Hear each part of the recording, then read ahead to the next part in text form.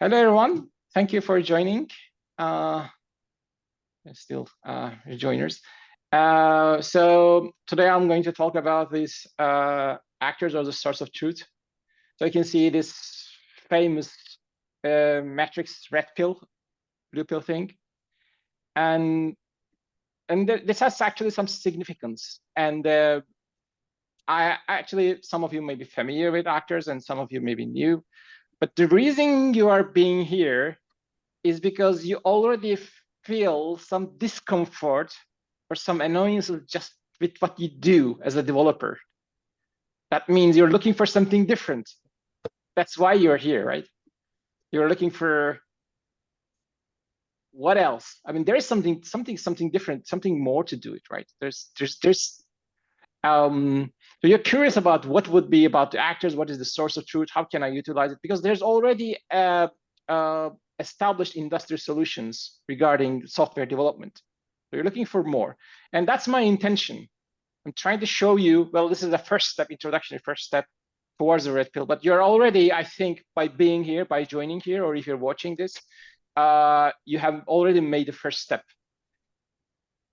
And well, this is about F#. And as an F# developer, you would already have the acquaintance with the people. When you talk about F#, they say, but why do we need this language? Especially with C# people, right? So from a lot of C# developers' point of view, C# is a sufficient language, and it's pretty difficult to explain why we like functional programming, why we use a language like F#. Yeah. So in that sense, using actors is similar. It's like it requires a different mind shift to employ. So I'll try to guide you through this process. So what's the agenda? I'll just talk about a bit of source of truth, which is a very important thing, and which is an underrated topic. In software development projects, especially whenever you have a distributed environment, I rarely see this three words, source of truth, but actually it's the very fundamental thing when you should consider, especially on distributed environments. But even this still is a challenge to have a proper source of truth, even a single CRUD application. So we'll just talk about it. We'll talk about some OOP challenges. Then I'll just do some hands-on coding with your assistance, perhaps. Mailbox processor, we'll just talk about it. Then we'll make some system design interview together. That because apparently the F#'s mailbox processor isn't really the tool that we should utilize for a more powerful application. It falls short. But that's where Akka.NET comes into play. And then we'll just talk about Akka.NET from that point on. So from an Akka.NET standpoint of view, I'll just discuss about what is an actor really.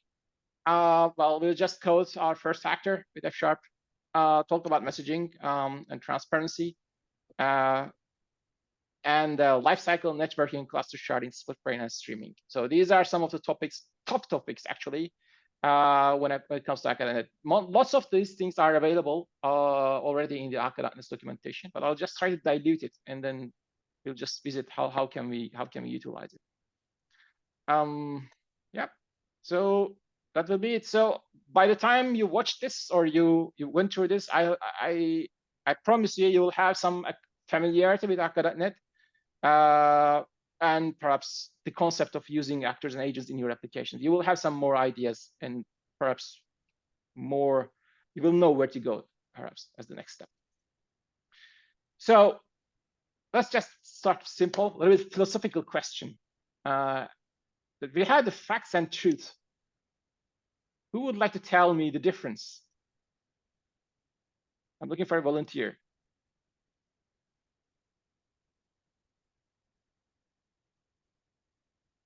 Anyone? Facts aren't necessarily the truth, or there are interpretation of the truth. interpretation of truth? Or maybe truth is subjective and the facts are like objective, so they happened, and truth, anyone can have their own kind of. Alexei, that's also valid, I would say. Well, first thought was that truth is a conclusion based on facts. Maybe, yeah. I think this is a bit more philosophical, open-ended question. Let's just give a simple example. What is my name? If I ask you this question, right? Then you can see, if you see the video recording or just, I don't know, the Zoom window, it says Onur Gümüş. Is this the truth or fact? Or both? Fact. Both? How do you know that? It could be both or neither. Well, I don't think you can claim it's a fact. You really don't know my name. Did you see my ID actually? Not at all. But I trust you as a source of truth. Well, you can't conclude that it's a fact.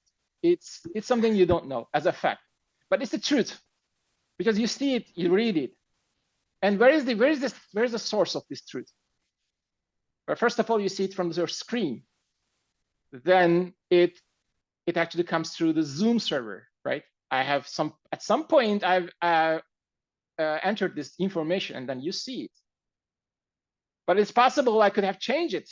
Maybe right now, I'm going into Zoom settings and I'm just updating my name, and you're still seeing the stale data. Obviously, as software developers, we don't have business with facts. Facts are for scientists or investigators or courts. We are merely dealing with data and the truth. So that's where we are focusing on.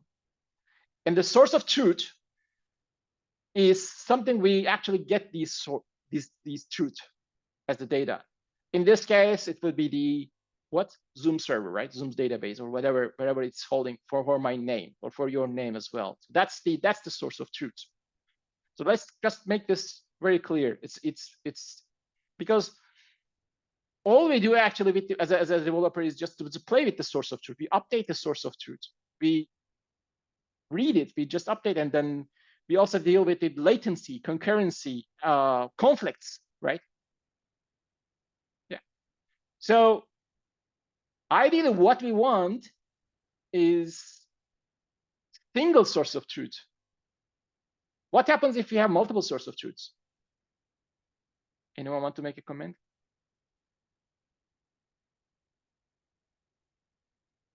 What's the problem with multiple source of truths? Or why is it advantageous to have a single source of truth? They most probably diverge over time. Okay, true.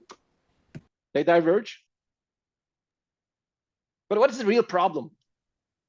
You don't know who to listen to first? Sorry, come again? You don't know which actor to listen to first. Which one to listen first? Well, yeah, please, Alexei. It creates disambiguation. Yeah. Well, I don't know which one is the truth, right? If they conflict, right? If one says blue and the other one says red, I will be very confused. And as a user, and if it is temporary, sometimes we have user behavior. Let's say my name changed something to something briefly and then come back. You can say, well, it's a glitch. So users are actually not that stupid. They just know the computers are glitchy, and sometimes these kind of things happen. But if you see same person's name has one name in one place and another name in another place, like a chat window and the video recording, then you will say, well, what's going on? It feels buggy, right? It's something that needs to be fixed. So we don't want that. And to achieve single source of truth is actually a big deal, especially, as I said, if you have different systems, one system that streams the video, one system that deals the chat, and then you update your name, and then it just updates one of these systems, and the other system just showing the stale data. That's a big problem. It's something we have to fight. We have to achieve to have the single source of truth. It's very important, and that's one of our objectives. So let's come back to the good old ORMs. The ORMs stand for object relation mapping. It's a very, very old concept. The first time I used was year 2004, which was I used at there was a framework called Hibernate as a Java counterpart. I think this is also JPA or Hibernate kind of thing because it's Java code based on the annotations. So what this does is you have a database and you have a model as a class, and then you just make a configuration that you describe how these classes, fields, or properties just map to the database, right? In such a system, what is the source of truth? Any comments? The database. Yeah, I would say so. Okay, let's move on. So this is some slide I've shared earlier, maybe you have seen based on my CQRS stuff. So there is a database, and let's say we have two accounts, account 1 and account 2. So typically an ORM, like entity framework, how does it work? Whenever you want to query things, it goes to database and hydrates. We call it hydrating or loading this account objects. So let's say from a coding standpoint of view, you're coding C# and you have access, you loaded this account object, account 1 or account 2. Can you tell me what is the source of truth here? Which colors? Well, database is source of truth. We agree on that. Can we also agree the account objects in memory are source of truth as well? Or not? We shouldn't, but it has to go through memory. Yeah. I don't see any problem, to be fair, because once we fetch the data, right, from the database, we work against these account objects. We decide our logic. For example, if we want to check, we check their balances, right? For example, we want to withdraw some money. So we check against this object. We are not checking against the database. We first load the object and we just query the object itself. So we do it in 2 steps. So we treat it as the source of truth as well.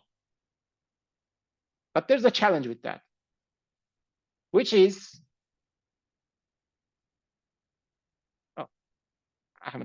maybe I forgot the slide, but I'll just talk about it, which is the concurrency.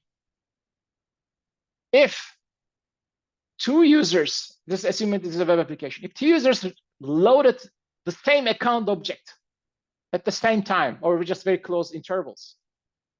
So you open a database connection from your web application. You just go to the database, and you just load the both objects at the same time, right? And then you change one, and the other one has changed the other one. Or perhaps there was already a changed account object in the memory, and then another request came and load another account with the same identifier in the memory, and it's actually seeing the older version, because by default, many databases are using something like a read committed snapshot, which means it only allows you to read the committed data. If the data is not committed, then you read the old data. Why do databases do that? Why is the default transaction isolation level is read committed? Why not something like a more stricter, like serializable, which says, well, I will lock the table during the transaction? You can do that, but we are not using it. It's almost never used. What's the problem with that? Anyone? Only performance issues. Yeah, that's very true. Raise conditions. Well, if you do serializable transaction in isolation level, then you won't have race condition. It means that I'm going to process one transaction at a time, even though I won't allow you to read it. The problem is that you will have a very poor performance. It's unacceptable. I mean, in no serious system, it's not going to work. If you have a single user, well, okay, that's fine.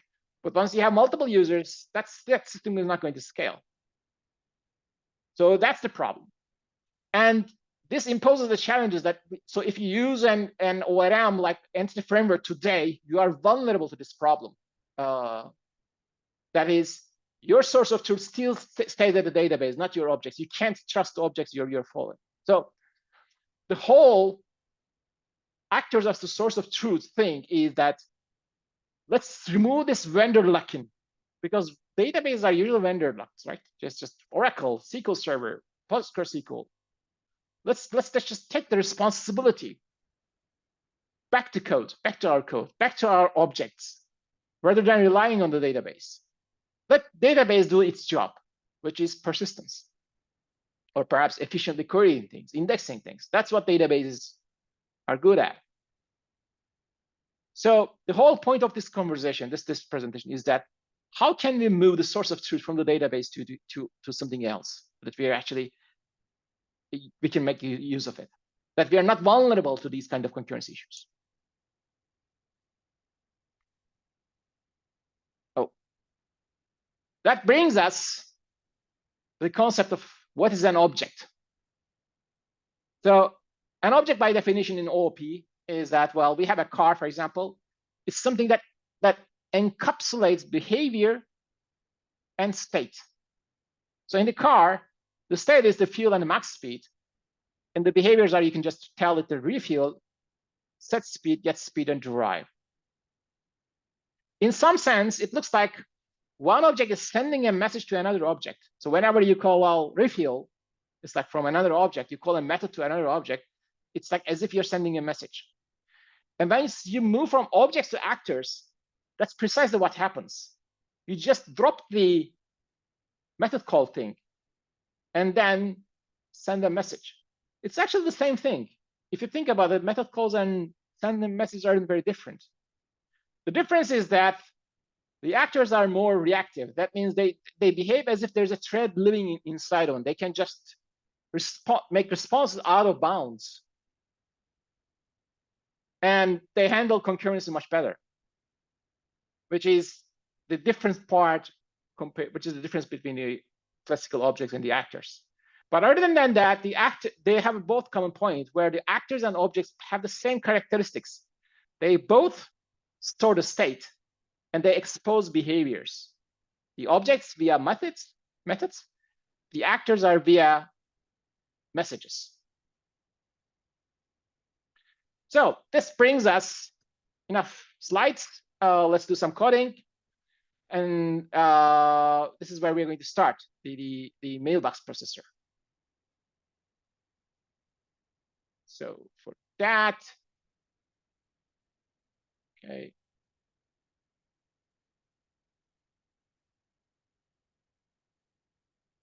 So for mailbox processors, grab a tab here, it's for my own use.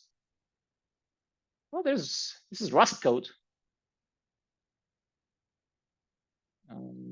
Yeah. Somehow it's not going up. Who knows what's a mailbox processor? Who has ever used? Can you raise your hand?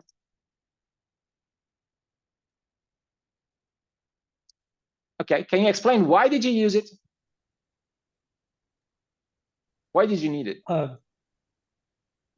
It felt so easier than blocking things. Just put them on a queue, like if I was relying on infrastructure queue, but in process. Okay. Right through. What else? Damien?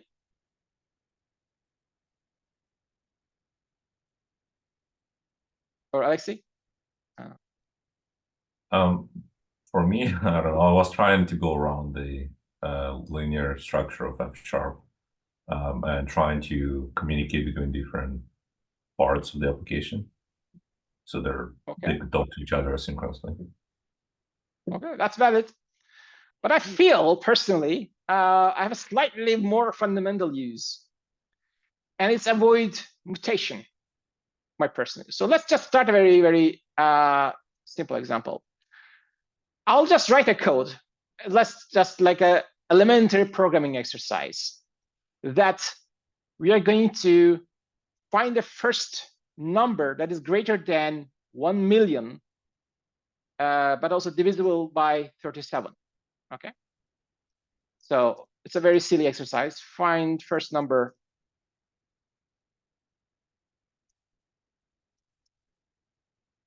Okay. Why this dot is coming out? Then I will say if n is percent 37, then printf %a or %i. Oh, this should be single equals, right? N else what? Find for number n plus 1.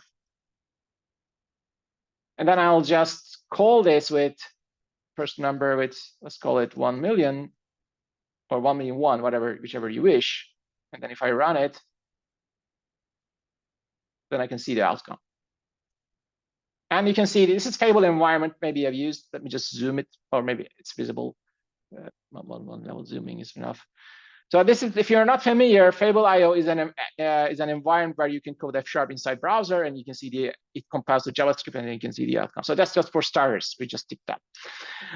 But if you ask this example to a C# developer, same example, or another, for example, a JavaScript developer, or if you show what you did, they would be interviewed with your code. They would say, "Why did you use recursion?" What would be your answer to that question? So I use recursion here and have a good reason to do so, unlike other guys. So basically, you are like reducing the mutation places, right? Basically. Yes, that's true. How would you do it with mutation? So probably what you have on the right hand side screen, right? So basically like some loop, and then basically doing something with a mutable value, basically. I'll tell you, you can't do something on the right hand side with F#. I know, but there's a reason. There is a reason. Okay, yeah. There's one single reason. We are missing something. Okay, some hint. Yeah, one keyword missing in F#, which is Mutable. no, mutable is an F# keyword. We have it. Yeah. Okay. Break. Yes. We don't have break, right? Yeah. So that's why we can't do it in the first place. Well, there's a workaround to that problem. You can just declare a Boolean mutable variable and give it a while condition, give it to the while condition while running kind of thing, and then set that running to false, then it would suffice. But you can't write this code in F#. It's not possible the way it just generated. Yeah. By the way, Alexei, your hand is up, so just, yeah. Thank you. So unlike other languages, we don't have this, I mean, the imperative languages, we don't have the break keyword. And that's why I had to use recursion. But notice, even though I have used recursion, it won't kill the stack. Why? Because it did a tail call optimization, right? Tail call recursion. So because it detected that the last call is actually, we are not consuming the state. The last call is just passing the entire state to the next call. And then the compiler can optimize, even the Fable one, not just the .NET compiler, but the Fable one can optimize it and convert. It's smart enough to figure out to a while loop. And just for you to give it context, Safari has a tail call optimization, but Chrome doesn't. So without while loop, if you just try to recurse, you will get a stack exceeded error kind of thing in JavaScript. But the thing is, it's intriguing that we store the state by a recursion. We just hold the state, right? Every time we iterate, we just hold the state. So this is somewhat very related to the mailbox processors.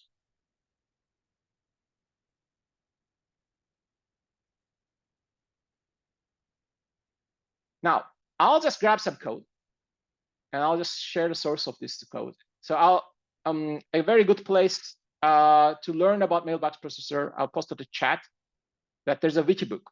So just to get some speed,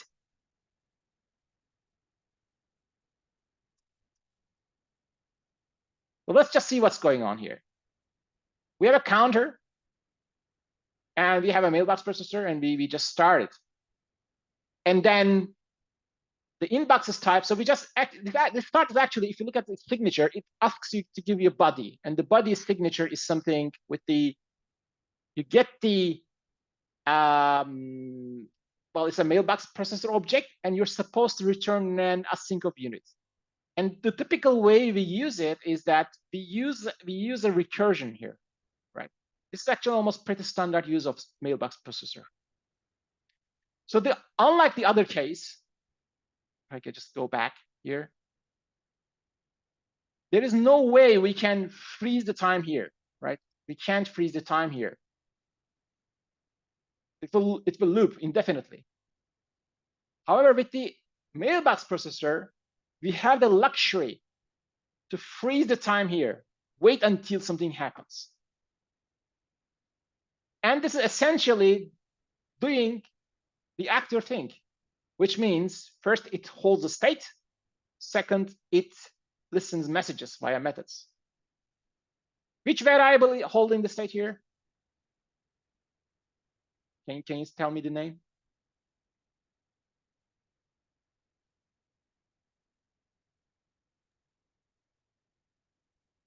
Any ideas? So we have a loop here. Yes. So the loop's argument is the state. There's nothing else as the state here. The inbox is something we just listen. The n, whatever we loop, is the state.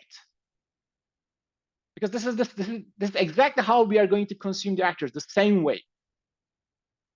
And then what happens is, well, it prints something, right?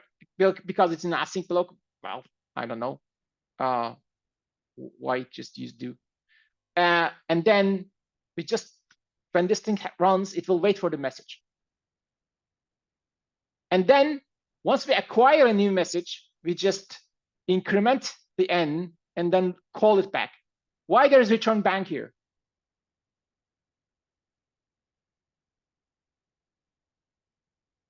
Why not return, or why not return bank? Because it is inside an async. Okay. Yeah, because the loop accepts the integer, or like and not async integer, right? So you need to unwrap it. Close. Perhaps my answer would be, now let's see what happens if you touches return. Return is something in the well, monad context, is something lifts the value, which means it's like you have used C#'s async await, right? And the signature of the method is task of something, but you return a number, return a simple object. When you use async await, you don't return a task, you return a simple object. So that return is this return. However, in our case, the loop itself is already returns a lifted value. It's already an async. So we should not lift it twice. And the return bank says, I don't want to lift it twice. I want the return as is. So that's what it is. That's the difference between return and return bank. Return means lift it once more. But that will be 2 times async over async, because loop was already, if you look at the signature, the return type is already an async, right? What is the initial state? 0. That's how it's called. Now the question is, do you think this will run inside browser? Who says yes? Because it has to do with the threading. Well, who says no? Wouldn't it just try to run in the background and just terminate? Because there's no way to go wait for it. No, I mean, I was just asking, well, let's just write an actual code then. So we just posted a number. What will this code do? Will it print something like waiting 5, or will it just ignore it, or will it crash? We don't need these things. What is the return type of start? Start returns a mailbox processor object. So this is a mailbox processor. So the mailbox processor has several functions. The post async and reply, receive, scan, start. We only call the start. Okay, let's see. Let's end the mystery. Ta-da! It worked. Now I would say it's a very intriguing, because the whole mailbox processor thing, if you look at its own source code, it has a lot to do with the threads. But right now we are inside a browser environment, and you just actually compile to JavaScript, right? And then you can see the corresponding JavaScript code. Apparently, some guys implemented the F# version of it.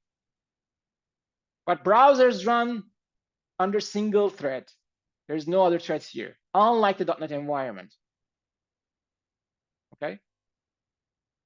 So, and we look at the Fable.NET compatibility. There's a page here. And it's a very good page. I'll just post it. If you use Fable or not, I'm not sure. It talks about the other things. And at some point, it talks about the mailbox processor. It says it's a single threaded, and currently on the start, receive, post, and posting async reply is implemented. And the cancellation token and timeout is not working. So that's something you should keep in mind. Obviously, you can't do async run synchronously inside the browser. Why not? Who wants to tell?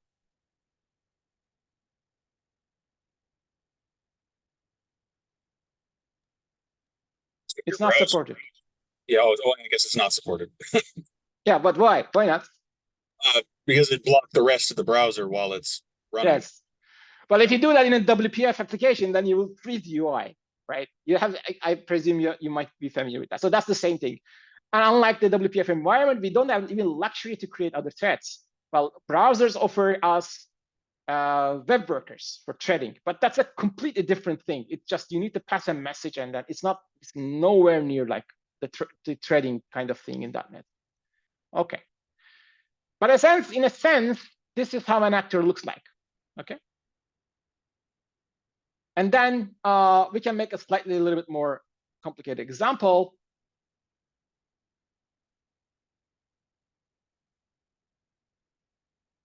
Again, from the same page.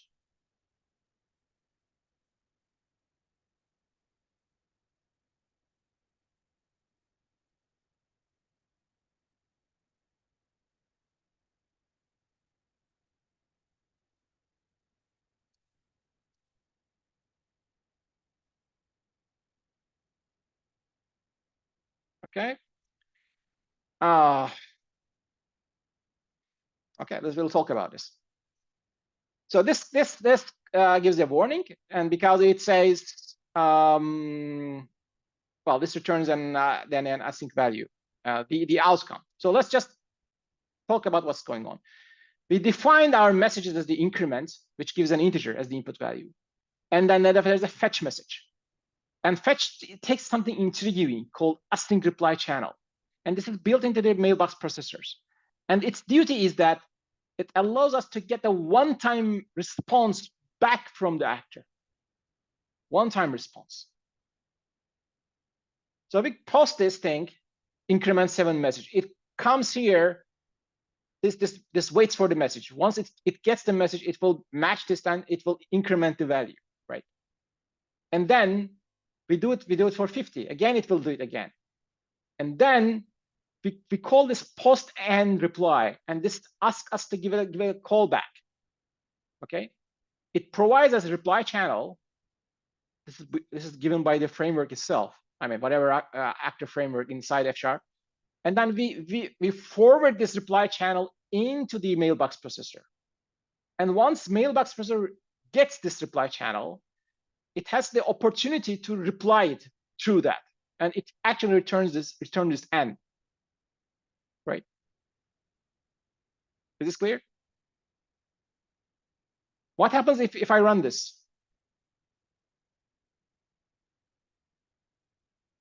Well, first of all, I have to do away with the warning, because it returns, and let's see what it returns. Okay.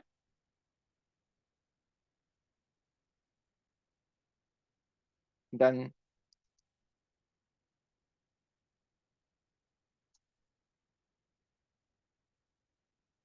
guys, I zoomed, I just lost the play button.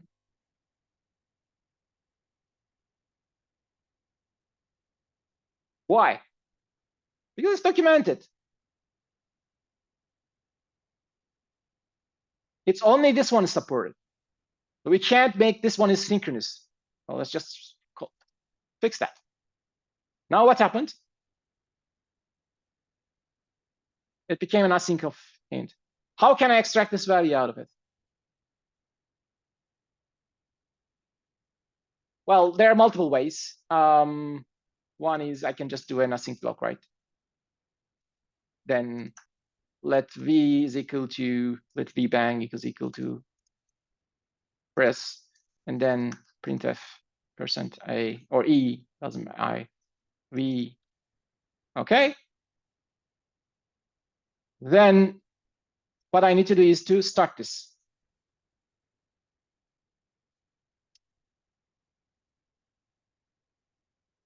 And that worked. I must use start async start immediate, because that's the only thing supported in the browser. So these are the limitations. But actually, on the overall, there's a pretty good support. This was my emphasis on it. Now, where does anyone know any framework written with F# using mailbox processor for Fable?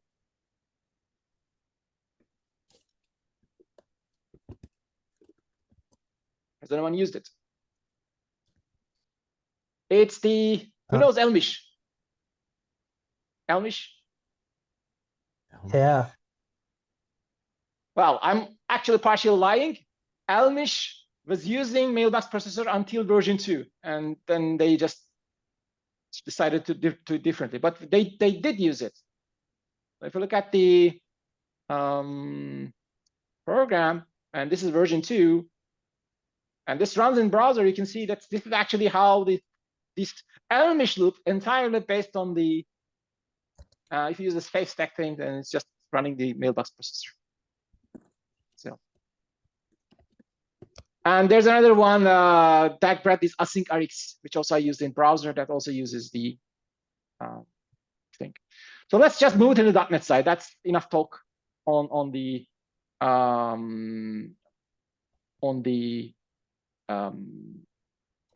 Fable. What I'm going to do is I'll just go to a playground and maybe test. I'll just create a dummy project. Now let's try to see how they can integrate. Let's just enough theoretical talk. Let's say we are trying to do a web application. How we are going to utilize it and why we need this thing. Let's start console application. Yeah, I think this should work fine.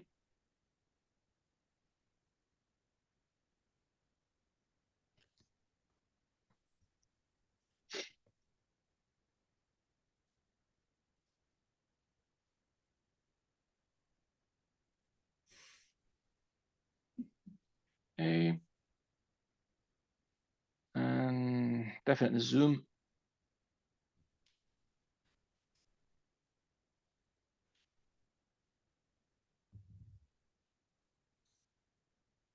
And let's just grab our code. Okay. Let's go to terminal.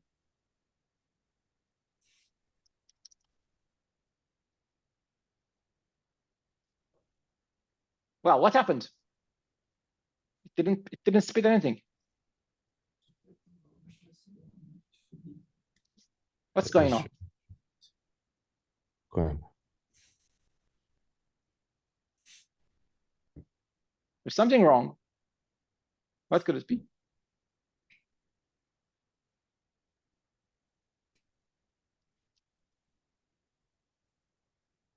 Okay. Well, Copilot is too smart. It already gave me the solution. You can see.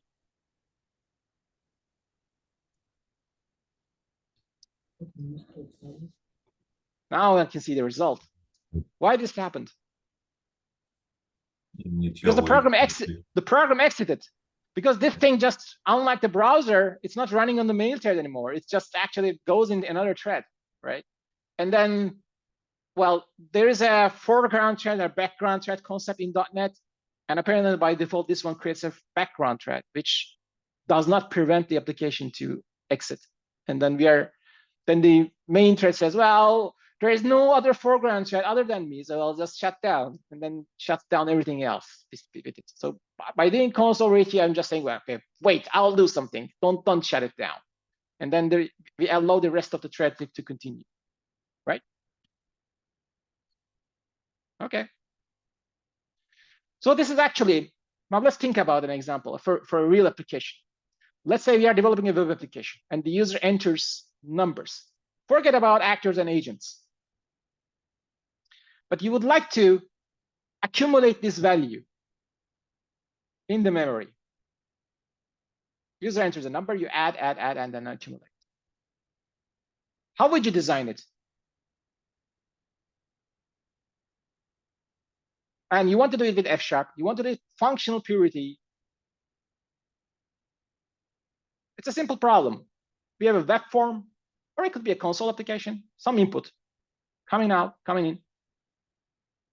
And the user just enters a number, and we just want to add, just like here. Well, the Elm machine, would be, yeah. Okay. Well, that's somewhat. Let's first talk about how would you do in C#, or just any language you're just day-to-day favorite programming language. Just you get used to it. So it's a very simple problem, right? How would you do it? While loop. Okay, you will just read through the console, and once you get the number, what will you do? You will add it? Yeah, you would modify the list. You will mutate. Yeah. Right? Now let's think about this is a web application, and you're dealing with concurrent users. What are you going to do?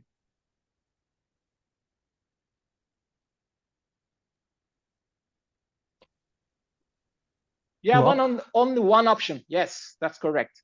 You have to lock it. You have to acquire an object and lock it. Otherwise, you would ruin your state. And that's actually, my friends, you're inventing your own agent towards agent and actor. I use it interchangeably in this context. You're actually doing that. So instead of doing that, you just have to you can just use mailbox processor. It's already the same thing, actually. It's just like a queue with a lock, and then it just accumulates a state. And it's F# friendly. And if this were an ASP.NET application, what you would do is, you just rewrite like something like, well, let's just do that, right? While true. Okay. And then I'll just read, let v is equal to console read line. Then, okay, well, it can't do the break. Unfortunately, Copilot isn't. So the only way to tackle this problem, as I said, you need to do let mutable void. If you don't want to do imperatively, running is equal to true. And then this should just return running to false. Okay. Now we can try doing it, but you won't see the results, I presume, because it's just does print it once. So what we can do is we can print the state. That's new state is equal to, and then, okay. And then this should be the new state. We are not much interested in this part, to be fair. So we can ditch that for time being. And if we run it, then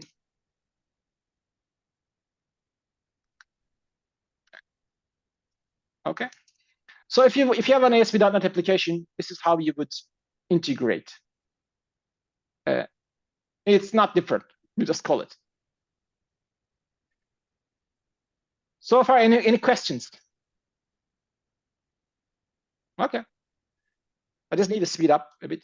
But I like to get the motivation rather than teaching you about ACADNet, etc. Why we need that. So the first thing is, by default, I just want to tell you, every agent or actor behaves as if it's owning its own thread, as if.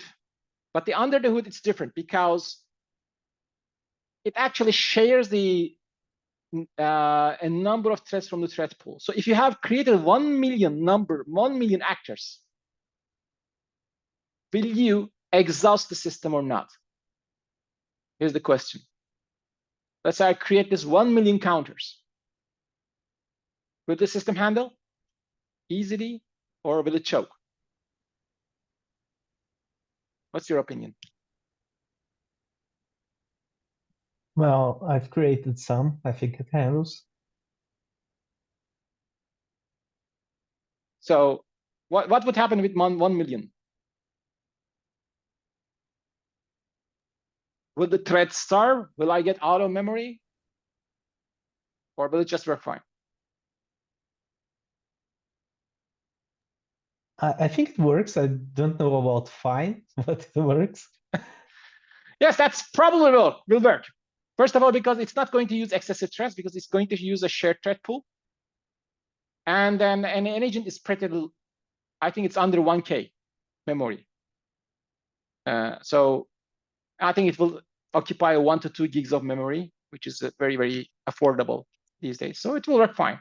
So you don't have to worry about it. Now let's think about a system design.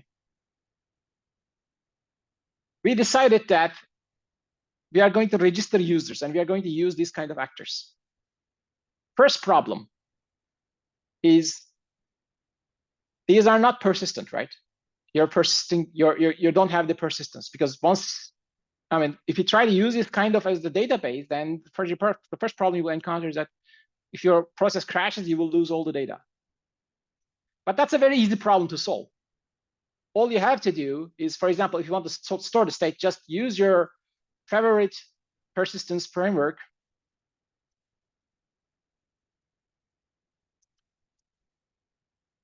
And then, if I can type, then persistence. Okay. And once your agent starts first time here, load the state. Will this work? Any objections? Looks good. I think so.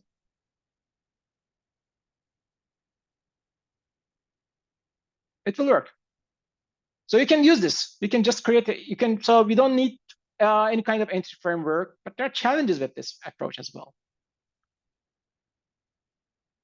Now, let's think about the 2 challenges I'll mention. You build up such a system. Your user 1 came, user 2 came, user 3 came, user 4 came, user 6 came. And suppose that your system became popular. You have 1 million, I don't know, maybe billions of users, or just, let's say, artifacts. These are items, your products. You have billions of artifacts. And you're keeping them in memory forever. Once they're loaded, it's there, right? So you need a system that would gracefully remove them from memory if they are not used. Problem number 1. Problem number 2. If you decided to use this kind of thing, what happens if you need to some sort of query a group of users. Let's say you want to do something with users who are older than 27.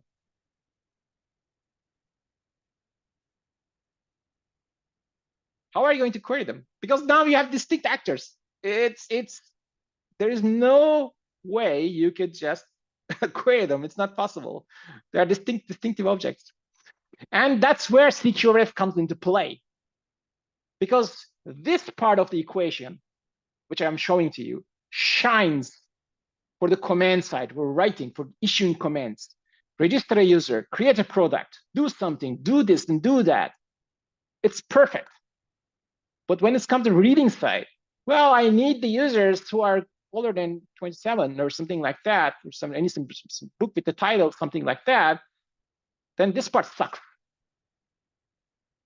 For that reason, we have the concept of CQRS, which is a perfect match to the system where we could just aggregate the data somewhere and read it through a different system, which is not part of this presentation, unfortunately. But I just want to give you the thing. And then actually, there's a third problem where if the system restarts, you need to somehow reinitialize some of the users sometimes. So all of these things are where it shows that the F# mailbox processor falls short. And that's where Akka.NET comes into play. Now we're going to visit that.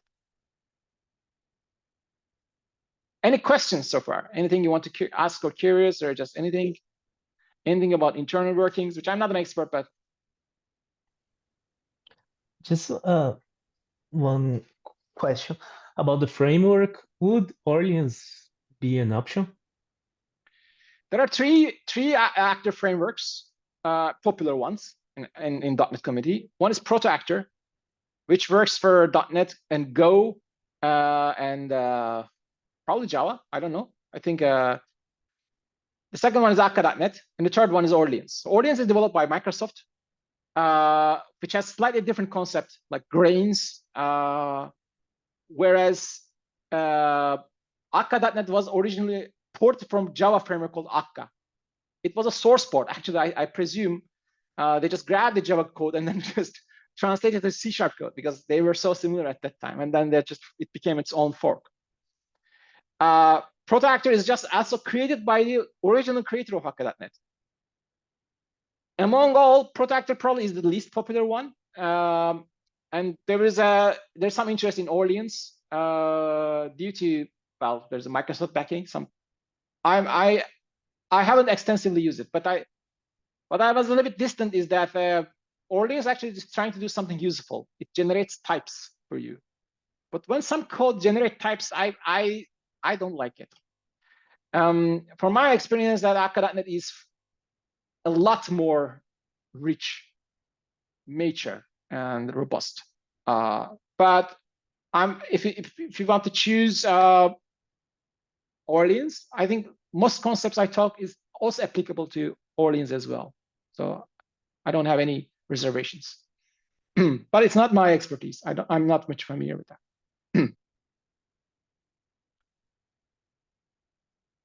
Okay, let's go back to our slides.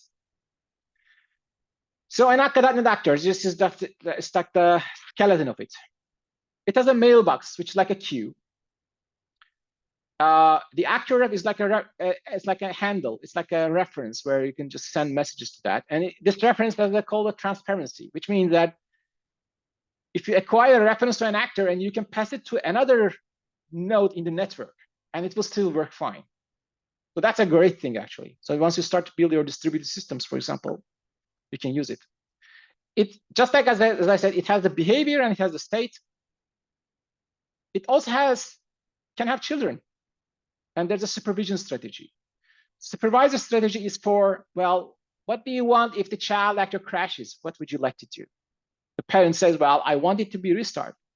No? I want the entire cluster to fall. Or I want just ignore it. So you can have such supervisor strategies. It's like, think about it. You're driving a car, and there are 4 wheels of the car, right? They're running. The car is going.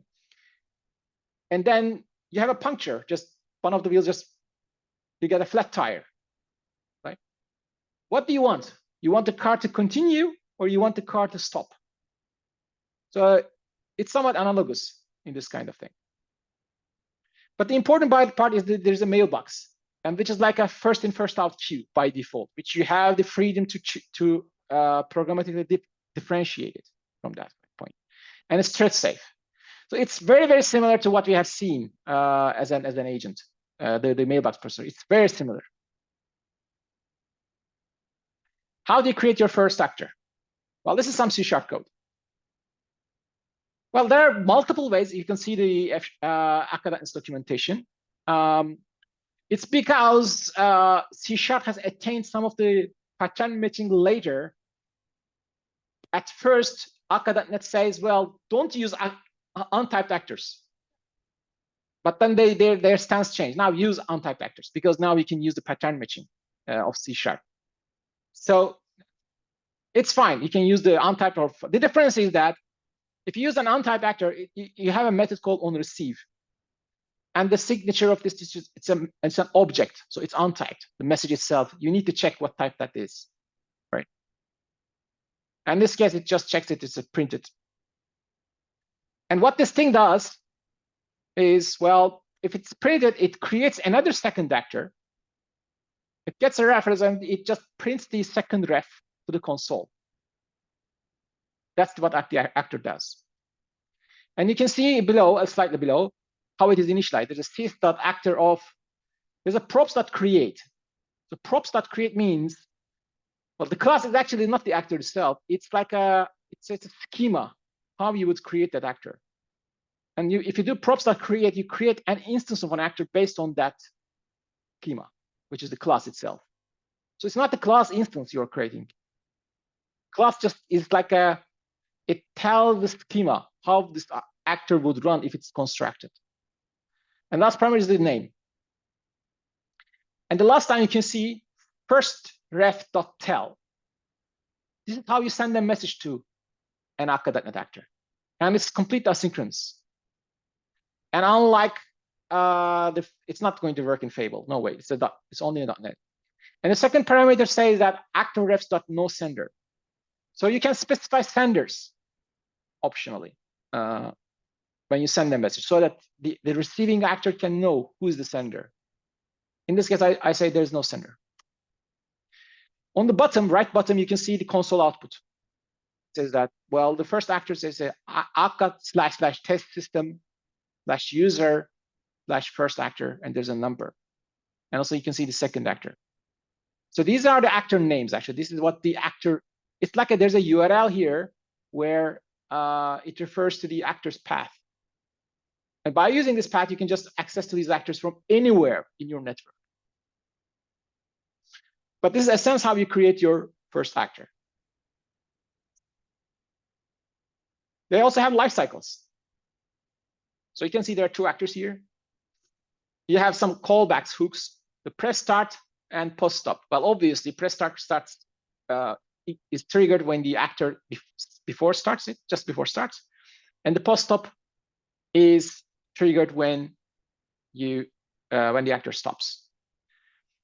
Here, there's a parent-child relationship, actually, because the second actor is created from the first actor's press start.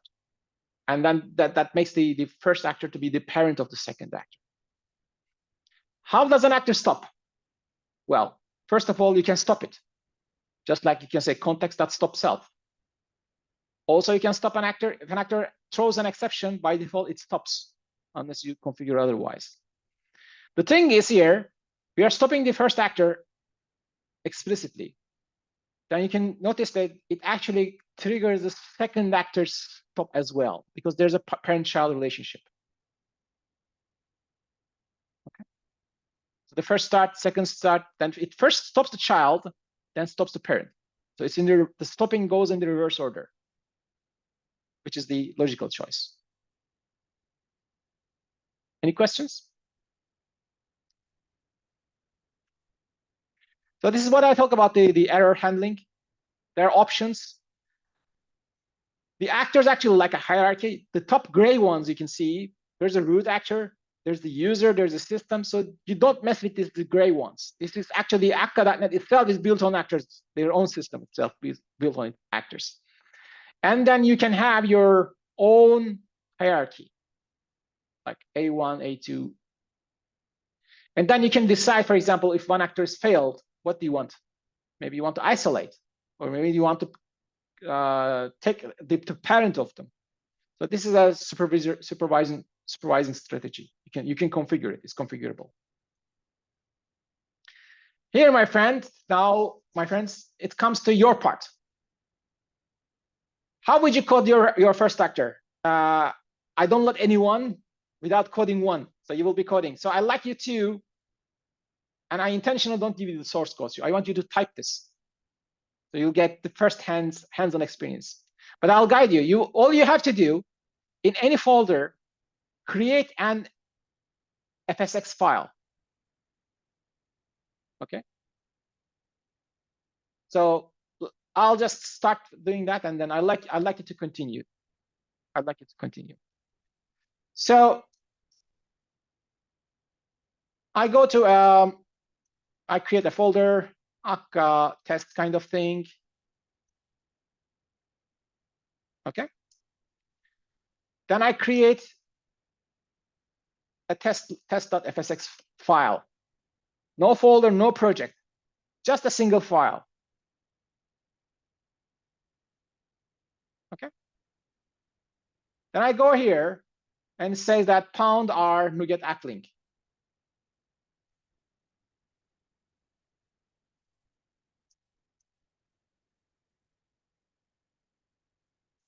If I typed it correctly, yeah.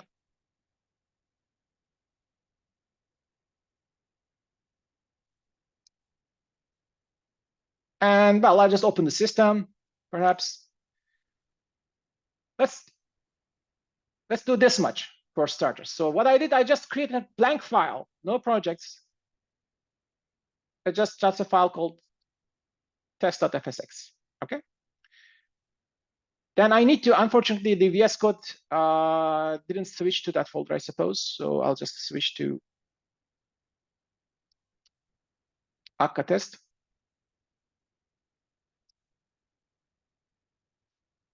So I typed .NET FSI test.fsx. This should grab the packages, whatever. So you notice I'm not using the Akka.NET. I'm using something called acklink. Acklink is an F# wrapper over Akka.NET. But we don't want to write classes and other things, right? We are the F# guys. We are the cool guys. Okay. Once you do that, perhaps it's a good idea to reload to VS Code to get the IntelliSense intact.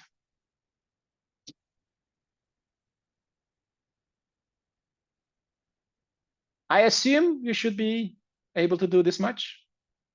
Anyone having any problem? So what I did, I just created a file called testfx. Well, I assume you have VS Code, but any text editor would do. And then I type this thing, and then I just run the .NET FSI testfsx, and I reload it. The next thing is I open the acklink namespace for module. Okay, you see it's grayed out. It's green out, so it's correct. And then, well, what you do is you create a system with basic sys configuration default. Well, first of all,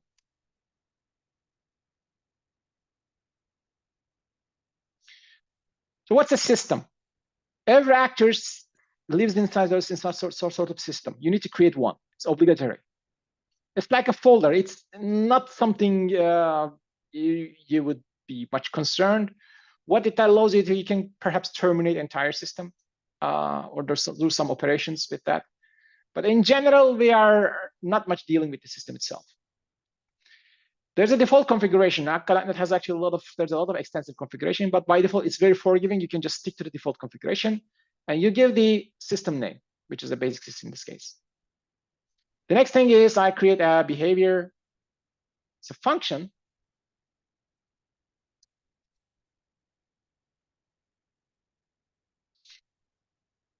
which takes an actor. And I didn't specify the genericity. And then it says, well, there's a loop function. And it actually even completes it automatically, but it will be slightly different. Let's just fix that one. Should be rec. And we receive the message. We get the message, which has a stop on handle. I'm switching back and forth. I'm also disturbing you, I know, but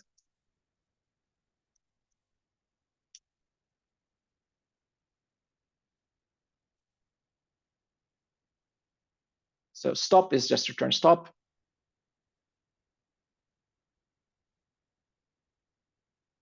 Oh. I'll just talk about it, what this stop means. May I have a question, Honor? May I have a question? Yeah, yeah, like sure. because you've mentioned that there is a requirement that we need to create at least one system, right? And I wonder, maybe it's outside of the scope of this part, but like, what would be? Do you know what would be the use case for having multiple systems? Well, first of all, if you have multiple processes, distributed system, then you each these processes would have different systems. I mean, by obvious, because they will initialize their own systems. In practice, I can't think of much why would any process can have multiple systems, but it's doable. Perhaps you want to have complete isolated actor systems for whatever reason. And that's it. But those systems basically would have the physical separation, right? So basically, like actors from one system won't have access to another actors, right? From another. They system. can. So okay, the access they can, but the access will have to be through networking, even if it will be through loopback. Yeah. Okay. So, okay. Yeah. So if you so in other words, if you have two systems, they can be in the same process or they can be in different processes or different machines. But then you access from one actor to other by using the full URL, which can have a different system name. Then yeah, you can access this way. But in general, it's very uncommon, I would say.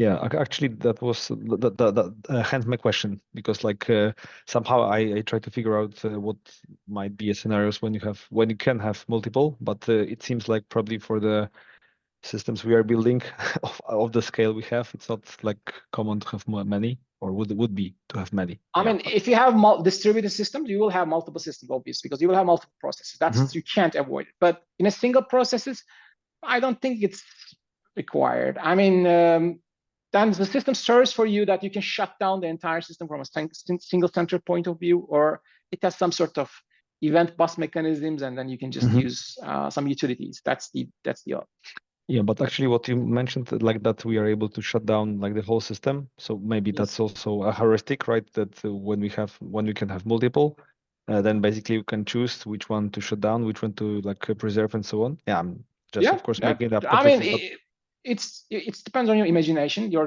requirements. It's doable, certainly. Okay. Yeah. Okay. Thanks. Yeah, I do it. For example, when do I shut down a system? I did, for example, when I do testing.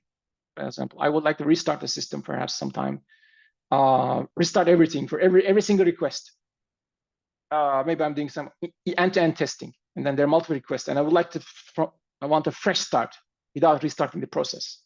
Then I can do system shutdown. Any other questions about anything? Has anyone managed to type this? So if you type this and if you run it, you should see the OK. So what this does is it actually waits for a message called it's string, actually called stop. And the blue stop and the unhandled are special tokens to uplink. Obviously, the blue stop, if you return that one, it will make the actor to stop. And the blue unhandled, it's a token state that, well, I get a message, something unhandled. Why do you want to say that I want to be unhandled? It's that you want to get it locked. For example, it wasn't a message that you are interested in, and you want to get notified about it. Something unusual happened, and that's why you would want the unhandled message. Otherwise, you will just print the thing and you just recurse. You get an actor reference by calling, in this case, spawn anonymous and system, and then you pass this funny operator, the smaller and the bank. It's a type-safe one, actually. Unlike the akka.net, this is a type-safe one. And you pass a string, and then it should just print out the OK thing. Are we all good? Yeah, one maybe more question from me, because like you have the props and behavior, and I'm just curious why the props? Is it like, referring somehow to the nomenclature of like akka, or yeah? Props here is a function. It's a helper from Uplink. It's not something we have written. And the behavior is the actual behavior. So we say that, well, use this behavior as the props and create me an actor. That's what we are doing, props behavior. Yeah, but I was more like interested in just like the props itself, because I can comprehend that the props is coming from Uplink specifically, but I was wondering more like the meaning of the props. Is it like, because it probably belongs to the akka, or like, it's in general actor model that the props is related to? So the concept is, the function I have defined here is like a schematic. It's not the actor. So the blueprint, basically, kind of. Yeah, blueprint, yes. So by using the same behavior, you can create different actors. Okay. So that the props is actually makes an actual actor from that behavior. So that's the duty of it. So it's like a blueprint, as you said, and then it creates an actual actor out of that blueprint. That's the duty of props.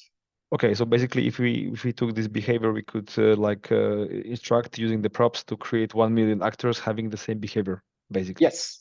Okay. Yes, and they will be different actors. Cool. And even there are ways, depending on the state change, sometimes you can change the behavior of the same actor. Even that's possible. Yeah, you probably like refer to the switchable behavior, but I wonder, because like when we have this spawn anonymous, right, and then so we need to give the system and then say to props, this is the behavior you will be using to create a new actor, right? Yes. And like the setup is probably always the same. I mean, like in terms more or less, what... I would say. So the thing is perhaps more confusing. Spawn anonymous is actually spawns an actor with an arbitrary name. It's like A1, A2. So you don't have, I don't want to, it means that normally you must give a name to an actor, a string. And spawn anonymous says, I don't want to give a name. I don't care, because I will have the ref here. So it's for simplification. The system is you must give, because you tell that which system this actor should live in, and the props the behavior that it just constructs the actor from the props. And once you get it, you get an actor reference where you can send messages to it, which is the hello ref, this funny operator. You send OK. So a question here: what is the state of this actor?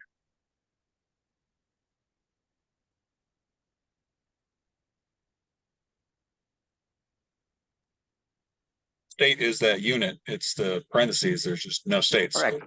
Correct. It's the unit. So it's a state still. As you know, in F# unit is a thing, but it means we don't care. But you can put any values like n. If you remember our previous example, that would also work. So it works the same way. You already know how to use it. It's one-to-one mapping. Whatever you used in the agents will work here. It's the same syntax almost. Instead of async, I just say actor. This is the computation expression here. That's the only difference, actually. All right. So let's just move on. I have some more slides. I'll try to finish up. I'm not going to talk about this too much, but it shows that how you use Uplink for persistence. So let's say you want to persist. So I told you that, well, you can persist things and you could use your favorite persistent framework. In this case, there's a special thing called persist. If you see the increment in line 37, persist.event. So this thing gets a command called increment. If you send a command called increment, you will return an effect. So this return things actually return an effect, side effect. And you're returning a persist effect. And what will it do is the aka.net will persist the event that you have given. Persist to where? It could be any database that you can configure. So you can tell aka.net what persistence medium you want to store. SQL Server, Oracle, PostgreSQL, SQLite, Redis, Cassandra, MongoDB, all supported. First class support. So probably you're safe, whatever persistence framework. Or by default, if you don't configure, it will store in the memory. Okay. Once that persist effect takes over, I mean, it's completed, you will get another event that you haven't that you haven't issued. That will be the event message, which is line 31. So once after persistence happens, it will automatically hit to line 31. And then you change the actual in-memory state. That happens automatically.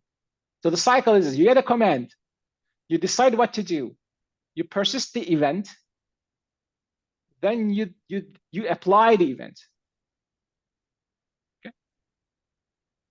In line 45, you can see there's another operator, question mark, that actually means I would like to get something out of it, like a get state. Now, this is important. For real systems, CQRS-based systems, you do not want to get the state. It's an anti-pattern. This is a claim of mine. Why do you think so? Let me repeat the question. If you define it, especially if you're designing your domains via actors, you do not want to create a message like get state. You don't want to read them. Because I claim it's an anti-pattern.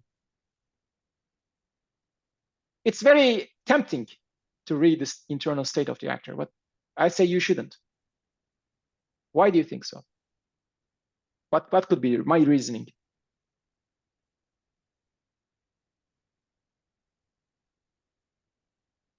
Let me give you a hint. What will you do with that state? Once you get it, you're getting for something. What do you want to do with that? It has to do with that. Probably like to present this state or make a decision based on that state, right? For example. Presenting is fine. I don't have much objections. Yeah. But taking a decision, be careful. The state you're dealing may be not the actual state that now your truth is not the truth. Maybe it has changed while you're trying because you lose the concurrency if you're trying to decide. And that's why the CQRS, well, we say, well, we separate the command and read side. It's not because it's a religion. It's this reason. Due to this reason, we separate them. We don't want to mess the read side from the command side. If you do it, then you take the risk that you can take your decisions, as you said, based on the stale states, wrong state. So you can't make decisions. If you're going to present it, yeah, that's okay. I don't have much, but there are better ways to do it. So from the read side, you can do it with better, because probably many times you want to present a lot of things, an aggregation of it, or many actors result. So it won't suffice to get one state of an actor. This is a show of how a parent-child actors work. When the parent and the child is living in another process. So you can make such relationships. The parent and child are different processes, and they can talk through a network socket. They can communicate. They can know each other.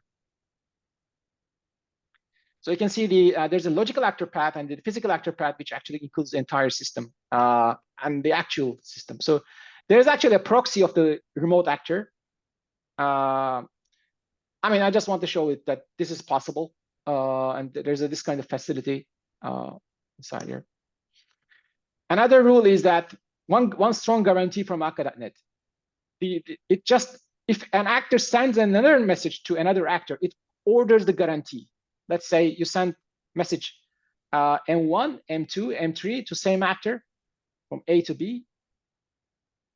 The actor will receive those messages in the same order. When I heard this, it sounds not interesting. Well, obviously they are in the same processes, and then it's natural for first in, first out kind of thing. But think about network environments. Now, once you go in network, it's very difficult to give such guarantee. Because network, it's just one message can go faster than the other one, even though you issued it earlier or later. So Akka.net gives you that guarantee. But there is no transitivity,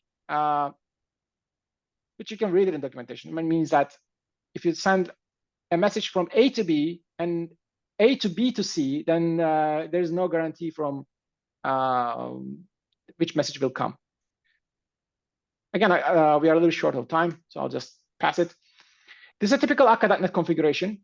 There are two ways. One is something called HOCON, and the other one is called do it from configuration. These days, HOCON is not very popular. I think even the creator of Akka.net somewhat, no one likes HOCON, but I like it. HOCON is like a JSON like syntax, and it's actually similar to application.json that you use. And here you can see that, well, it's an actor that it listens a port. Every remoting actor must listen a port. And you can see how it looks like, although the port numbers are different here. This brings us to cluster sharding. So when I heard the first term of cluster sharding, I thought it's a very advanced thing. But actually, once you do domain-driven design, you will want to go through this, even though it's a single process. The thing is this: you have one seed. Seed means a well-known node. By well-known, you know that what's the IP address of it, or whatever, how you access it. And the thing is, B connects to A, C connects to A.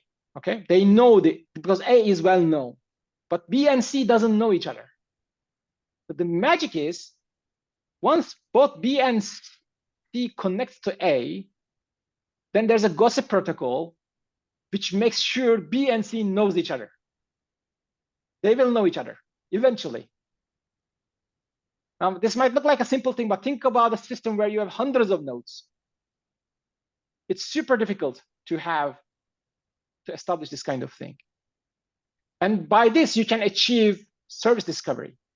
You can send messages without knowing what the other service, just by knowing the actor's name or service's name, you can send without knowing their IP addresses. Here's a little bit more slow motion of this mechanism.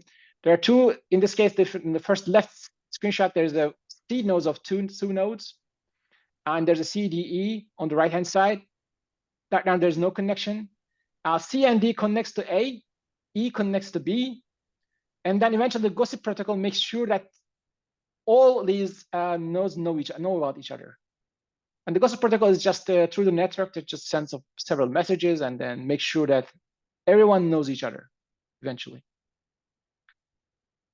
And this is how cluster sharding is configured.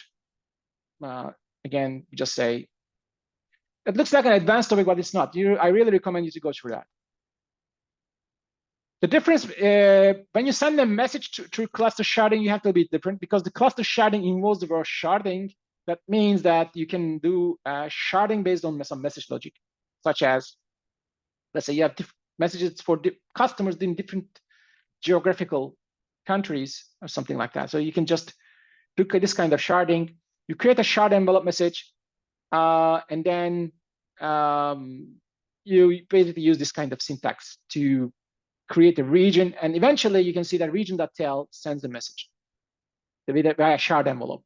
And it will find that actor. And the thing is, the important bit is, if that actor doesn't exist, Akka.net will create it for you. So you can pretend as if that actor exists forever. Why this is useful? think about a case where you're using an ORM like Entity Framework, and you're registering a customer. Sometimes you have to check if this customer exists or not, and you have to new it and save it and this thing. In Akka.NET, and also the Orleans also has the same facility, you pretend as if all objects that is possible to create already exist. I mean, there is no such thing, a new difference between a newly created object and then already existing object. There is no such difference. They behave the same. So you can say, well, I have such a user. I'm sending a message to it, okay? And even such user never existed before. Akka.NET will create the actor for you, and then it will just pretend as if it existed. It will work fine. It's a very important distinction. And this is specific to cluster sharding, not regular actors. Other goodies, there's something called distributed PubSub, which you can send a publish subscription algorithm among different physical nodes. There's a cluster singleton. You can just make sure there's an active passive kind of thing. And there's a split brain resolver where you just need to, let's say there's 5 nodes and 2 of them is dropped. Maybe you want the entire cluster to be taken down. Because sometimes what you don't want is, if there's a network split, you don't want your cluster to be split into 2 and then behave independently. So there's this kind of preventing logics for that. And this brings us to another aspect of the Akka.NET, which is called streams. If you do ETL kind of thing, you can utilize it. The thing is, you can see these boxes in the screen, right? These in, bcast, merge. So data flows from one box to another, and one box to another, and one box to another. But the important bit is this. Once one box is processing, the second box is also can process. So let's say you are reading some videos from database, do CPU processing, and upload it to a server, another server. By using this kind of streams, you can do it very efficiently. You can do uploading, downloading, and the CPU style processing all at the same time without blocking, each part blocking another. There is also an important part of it, which is called the back pressure, where you want, if there's for example, in this case, if the merge is full of capacity, it will prevent further items to come. For example, it will prevent you to read further items from the database. It's an important aspect of it. You can build complex graphs by using streams. It's like data is flowing from one place to another. Because of lack of time, I won't be able to talk about it. Just to give you a glimpse of it. There's a concept of materialized value, which is, I'll skip it for now due to lack of time. But I have to show this briefly as a little bit more practical example on streams, how we use it from Acklink. So on the left-hand side, you can see we build a box, such as the objective of this is this. There are 3 input values, and the box will pick the maximum one. It will zip and maximum one. And then it will print out, it will emit, actually, not print out, emit the maximum one. So you can build such graphs by using this kind of syntax on the left-hand side. And once you have this box, you can actually integrate in a bigger flow. There's a source 1, source 2, source 3. And then you can read 3 sources, it finds the maximum, and then it just figures out the head one. Why do you want this? Maybe there's a stream of values. Maybe there's a concurrency. So if you have a concurrently streaming data from different places, then Acklink streams or Akka streams help a lot. It's very difficult to do it for yourself. And what this has to do with the actors itself, the underlying infrastructure of this is just implemented via actors. And that's it. So I shared some of the links. You can take a photo of it and visit these links. I had to fast forward last time because it's a bit dense topic. But I hope you have some ideas and acquaintance with Akka.NET. You have written your first actor, and you know how it behaves. Actually, I've shown it. They behave identical to the agents. And that's it for me. I have nothing else to share. Unless you have questions, I'll stay for a while. Otherwise, feel free to leave and see you next time. But if you have questions, please stick and feel free to shoot.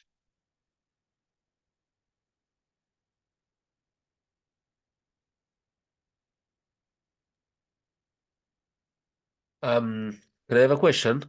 Yeah.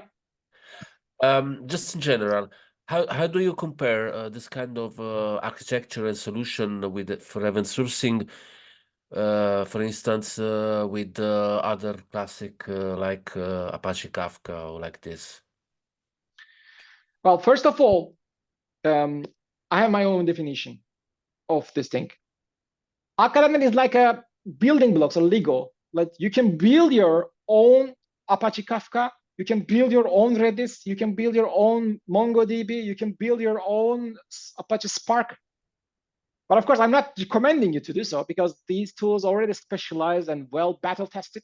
But Academic gives you the ingredients to build such systems. However, something like Kafka is actually complementary to Akka.NET. So you can have some actors that generate message, and that is actually a connector between Akka.NET with Kafka called Alpaca, Kafka, or something like that. So you can use some of the actors as the producers. You can use some of the actors as the consumers, and you can integrate well with the Kafka. So they're complementary, actually.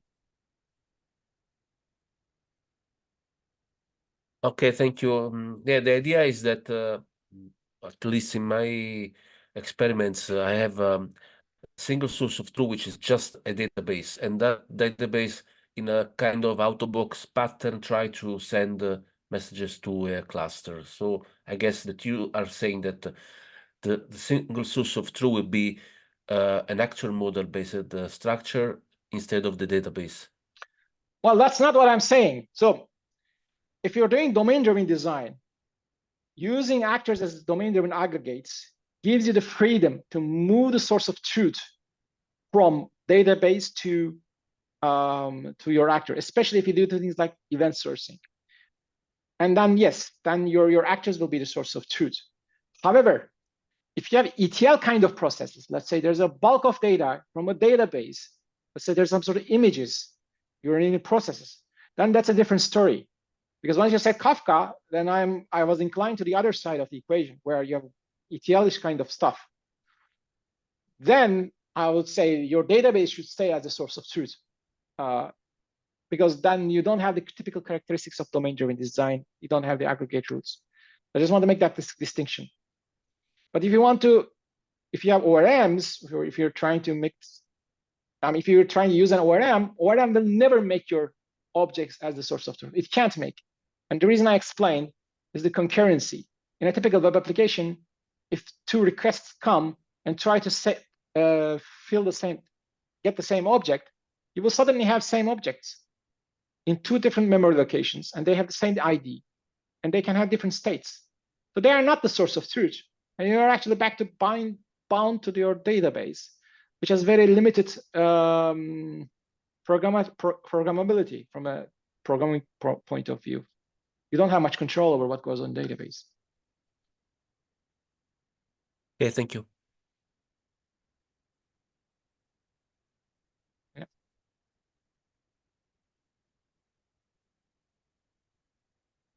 Any other questions? Suppose no. And thank you for listening. I'll share this recording on YouTube. Feel free to reach me if you have any questions in the future. And I thank you for listening. Thank you, Anya. Thank you. Bye. Bye.